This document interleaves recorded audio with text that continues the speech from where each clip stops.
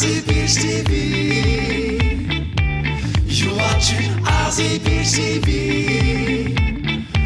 You're watching Aussie Beach TV. The hottest girls you will ever see.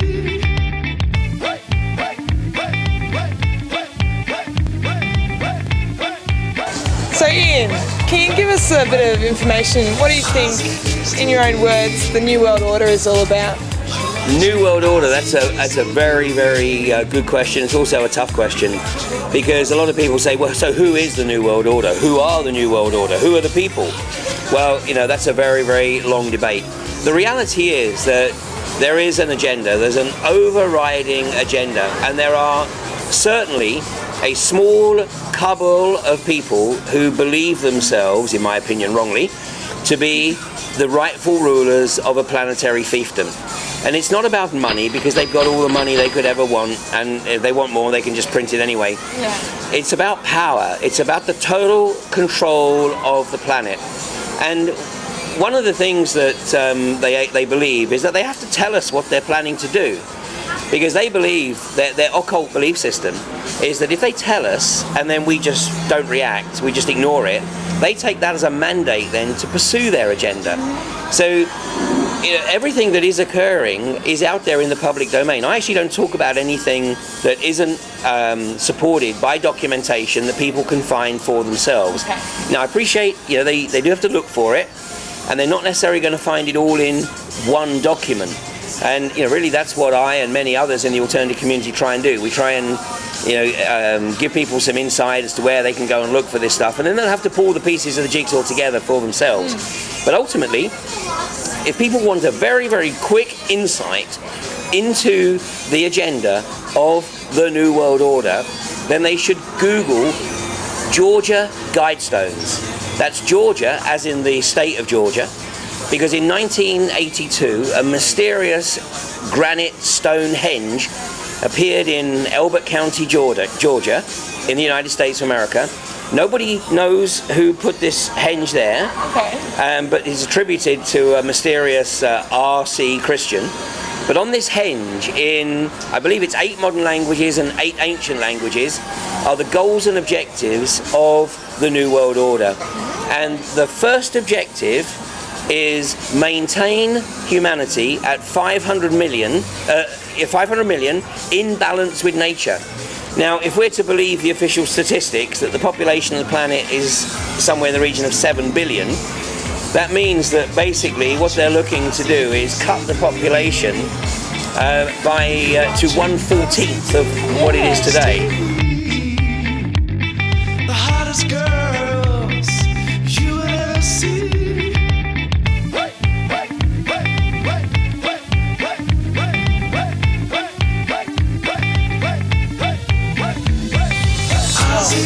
How's that going to happen? Well, yeah, that's a very, very good question. And it's obviously not going to happen overnight. But everything that we're talking about here, I mean, the food that you're eating today is basically junk. Unless you are buying organic food from an organic farm where they can absolutely guarantee the quality of the soil, the vast majority of people in the supposed developed world are basically eating cardboard. I mean, the vitamins, the nutrition, the minerals has effectively been sucked out of the food through the processing. And, you know, so that's unfortunately today why we see so many unhealthy people. Coupled with which, it's the drugs that are being used in the food. I mean, for example, people will be familiar with a company called Monsanto. Oh, I've heard of that one. Yeah, good. Well, Monsanto, basically, they control about 90% of the genetically modified food industry. I think we're going to talk a little bit more about the genetically modified food in a while, but basically, there are countries who are starting to realize that genetically modified food is not in the interests of their people. And they're trying to fight against Monsanto and trying to resist having the genetically modified seeds planted in their countries. But the power of the corporations is so great that they exert pressure from so many different angles, through the World Trade Organization, through the World Health Organization, through the Codex Alimentarius Commission, to put pressure on countries to bring in the genetically modified seeds. And the problem is that these seeds, first of all, they often don't deliver the yield that is claimed. Many of the seeds have the suicide gene in, which means that the seeds are a one-shot deal. In other words, the farmers can't save the seeds. Let me just tell you a little story here. Sophie, Yes, dear? tell me another story. Because in Iraq, after the invasion of Iraq in 2003, and a new Iraqi government was installed by the Americans ostensibly, and a constitution was foisted upon the Iraqi government. Article 81 in that constitution specifically prohibits Iraqi farmers from saving their seeds. How absurd is this? You know, this is the cradle of civilization. You know, all ancient history tells us that this is where humanity was taught the art of farming, animal husbandry and arable husbandry, and yet today those farmers are not allowed to save their own seeds. They have to buy them from Monsanto. Monsanto's getting the big bucks. There's a worst case scenario. This isn't related to food so much, this is related to cotton. Because in India, Monsanto managed to persuade the cotton farmers back in 1994 to buy into their BT cotton seed. And they said, look, yeah, it's more expensive, and but you know, don't worry about the expense, because we'll lend you the money so that you can buy the seeds. But these seeds are going to give you much more yield, and you know, you can sell that cotton, and then you can be able to come back and buy the seeds the following year. Well, that didn't happen. The seeds didn't yield, and so the farmers had to borrow more money. And because unlike most companies, when Monsanto's seeds don't yield, they don't get a refund or they don't get a replacement product, you know. No guarantee. No guarantee. Now they've got to go and buy some more. But they haven't got the money to buy it, so they have to borrow the money. And Monsanto sets up all the loans. But in this part of India, there's a very, very unfortunate tradition, and that is that if somebody dies of natural causes, the debt passes on to their family. If the person commits suicide, the debt dies with them. And so many, many Indian farmers are committing suicide. In fact, it's hundreds of thousands over the last 16 years. No, I was right, 18 years. Over the last 18 years, hundreds of thousands of Indian cotton farmers have committed suicide. And last year, a New York university wrote a report on this, and in the report, this is what they said. They said one Indian cotton farmer commits suicide every 30 minutes. Do Monsanto give a damn? Of course not. Do Monsanto shareholders give a damn? Apparently not. I mean, this is what corporatocracy is all about. You know, it's about doing business without any care for the consequences of your actions. And if that means that people die or commit suicide along the way, then that's just dismissed as collateral. I mean, this is not how I think you or I would regard humanity. No, that's atrocious. It's no wonder not many, more people have talked about that. I mean, it's not on the news, you don't hear about it. Yeah, funny that, isn't it? The hottest girls you would ever see.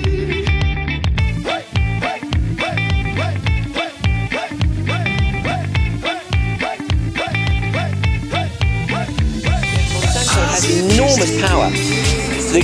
Just to give you a little bit of background on Monsanto and genetically modified food, because back in the 1990s there was a food scientist called Arpad Putzai, Dr. Arpad Putzai, and he was regarded as quite possibly the most competent food scientist on the planet.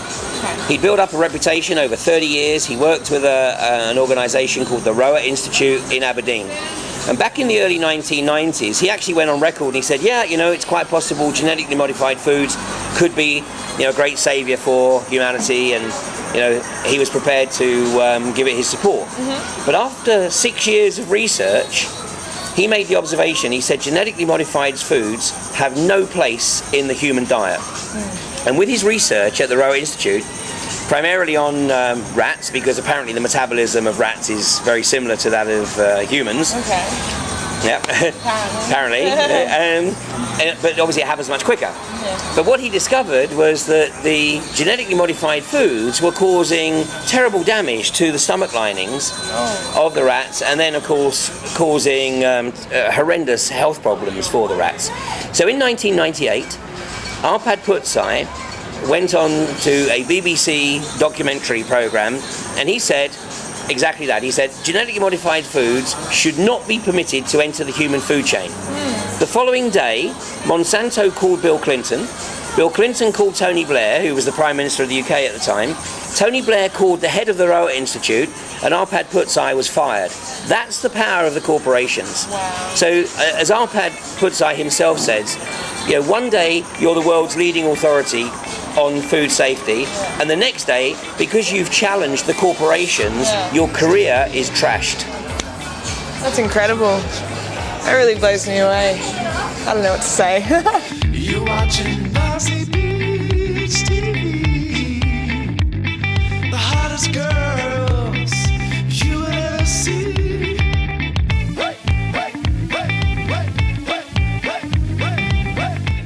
And everything I'm sharing here, I encourage people to go and look for themselves, because they can find this information. I mean, obviously it's not going to jump out at them, and as you rightly say, it's not going to be in the mainstream media. They're not going to read it in the morning newspaper. They're not going to see it on the TV. But thankfully we have a tool. It's called the web. And there are search engines there, and people can go and look up this stuff for themselves. We'll have to take that advice.